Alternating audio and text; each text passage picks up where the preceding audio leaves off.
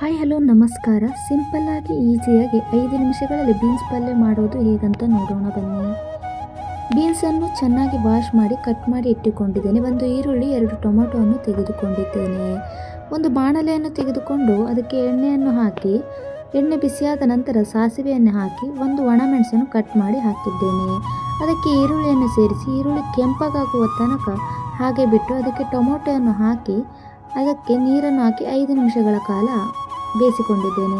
ಇನ್ನೊಂದು ಕಡೆಗೆ ಕುಕ್ಕರನ್ನು ತೆಗೆದುಕೊಂಡು ಕೊಚ್ಚಿಟ್ಟಂಥ ಬೀನ್ಸನ್ನು ಹಾಕಿ ಸ್ವಲ್ಪ ನೀರನ್ನು ಹಾಕಿ ರುಚಿಗೆ ತಕ್ಕಷ್ಟು ಉಪ್ಪನ್ನು ಹಾಕಿ 1 ವಿಜಿಲ್ ಕೂಗಿಸಿಕೊಂಡಿದ್ದೇನೆ.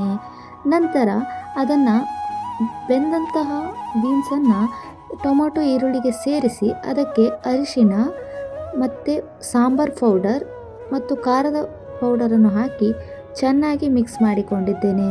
ರುಬ್ಬಿಟ್ಟಂತಹ ಕಾಯನ್ನು ಹಾಕಿ 5 ನಿಮಿಷಗಳ ಕಾಲ ಬೇಯಿಸಿಕೊಂಡಿದ್ದೇನೆ. ರುಚಿಯಾದ ಬೀನ್ಸ್ ಪಲ್ಯ ಸವಿಯಲು ಸಿದ್ಧ. ಹೀಗೊಮ್ಮೆ ಮಾಡಿ ನೋಡಿ, ಖಂಡಿತ ಇಷ್ಟವಾಗುತ್ತದೆ. Simple and easy.